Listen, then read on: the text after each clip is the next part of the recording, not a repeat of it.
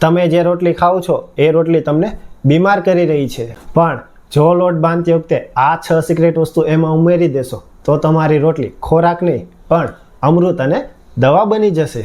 પહેલી વસ્તુ છે મેથી દાણા. જો તમારા ઘરમાં કોઈને ડાયાબિટીસ હોય તો આ વરદાન રૂપ છે.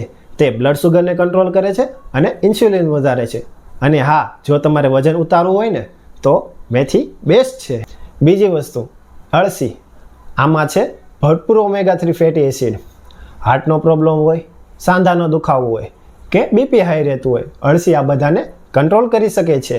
ત્રીજો નંબર છે અજમો. રોજ રોટલી ખાધા પછી ગેસ કે એસિડિટી થાય છે, બસ લોટમાં થોડોક અજમો ઉમેરી દો એટલે તમારું પાચન એકદમ સુપરફાસ્ટ થઈ જશે.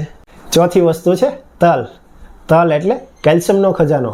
જો તમારા હાડકાં કમજોર હોય અને કટકટ અવાજ આવતો હોય તો તલ તમારા હાડકાને લોખંડ જેવા મજબૂત કરી દેશે. પાંચમી વસ્તુ છે રાજગરો.